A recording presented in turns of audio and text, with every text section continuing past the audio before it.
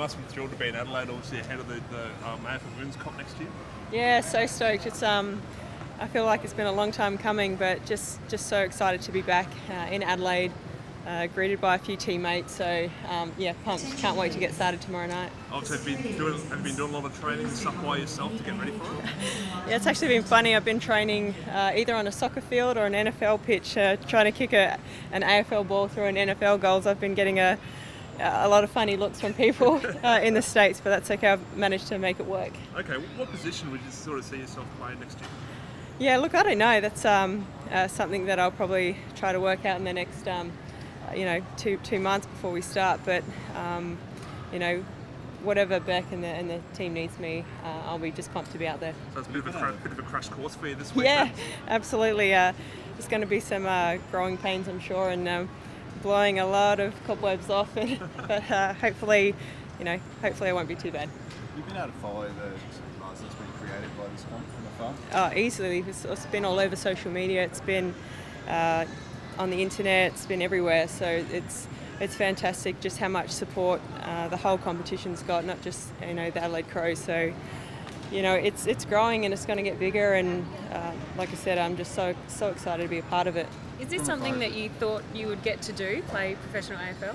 No, definitely not. I thought, I thought eventually it would be something that would come around, but I just didn't think it would be, within my time to be able to physically do it. So to be able to get this opportunity, even though, at 31, I'm just, so happy. How are you feeling about wearing the Crows polo shirt?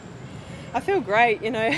My mum didn't recognise me when I walked off the plane. She's like, she wasn't used to the colours yet. So I'm very, very proud to be a part of the Adelaide Football Club. Right from the get-go, when they first recruited me, I was, just blown away by, how professional they were and how much, they were backing the women's program. So just unbelievably proud to be a Crow. There wasn't any issue with the fact they weren't Port Adelaide? No, not at all. I mean, obviously it was hard to get my head around. It's not Port Adelaide, and it's obviously a club that I grew up in. But I've been given a very, very special opportunity to play professional football in Adelaide, and so I'm just, like I said, very proud to be a part of this club. Erin, how significant do you think the transition will be, fitness-wise, and just picking up the game again?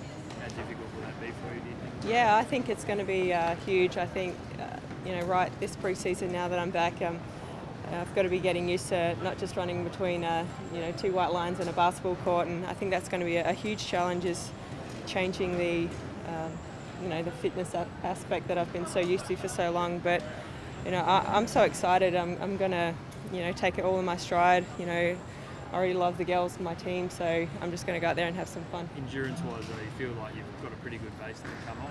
Yeah, definitely. I've been working in this past, 6 weeks, mainly on long-distance stuff and endurance. So, it'll just be fun now to be part of the team chasing a football while doing it. And given the physicality of the game, is it in the back of your mind the risk of injury, or do you just try and block that out and get on with things? Or how do you approach it? Yeah.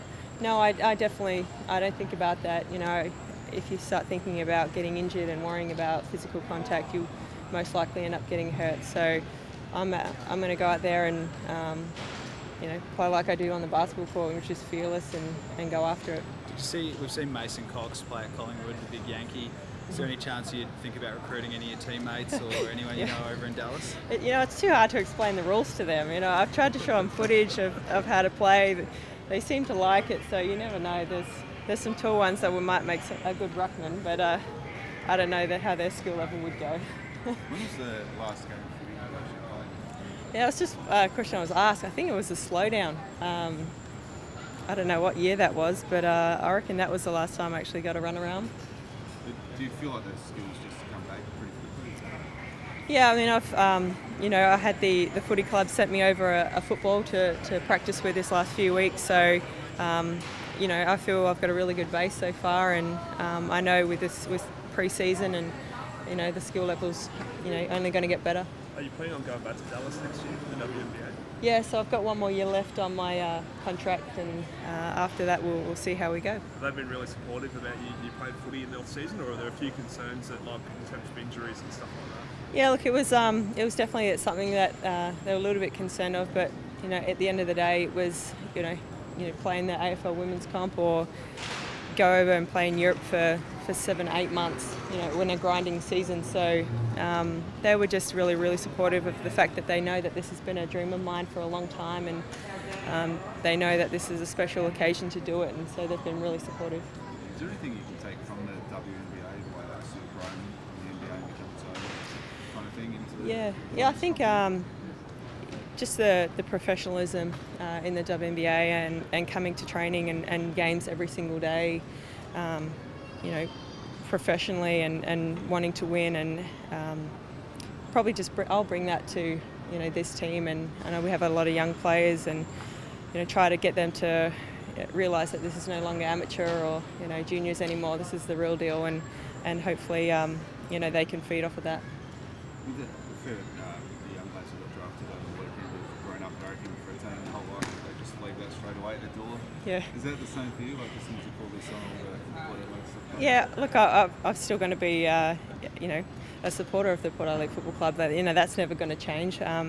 It's just like I said before, I'm just so proud for this unique opportunity, and I've been away from home for 9 years now, so to be able to come home and play professional football in Adelaide, is amazing, and it still hasn't really sunk in. With the buzz around the women's competition, professionalism and stuff like that, do you think it might impact on basketball in the future in terms of some girls might have to choose to play footy over basketball? Yeah, definitely. I think the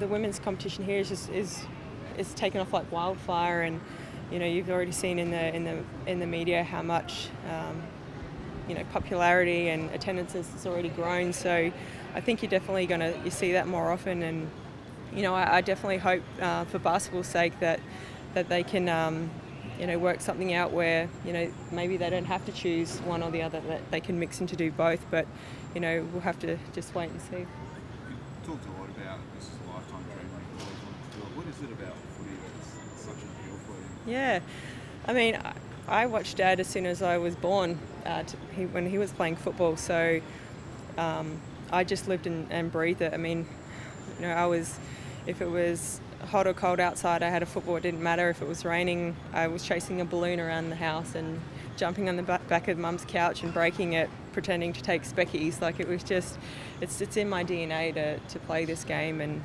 or to be a part of it. So, I wanted to be involved in some aspect, even if I didn't end up getting the opportunity to play. I wanted to be a part of it. So, having now to get to play is it's even better. What's probably the most memorable moment of, obviously you watching your dad play, and one of his most memorable games? Yeah, actually, I think it was I just watched on YouTube the other day the 1990 Grand Final against Glenelg, and Dad brought me onto the oval and for the lap of honour, and running around with them and holding up the cup, and those are things that will always be ingrained in me, and it's something that I'll never forget. And so to be able to play now on Amy Stadium, where I was running around at 5 years old, is pretty cool.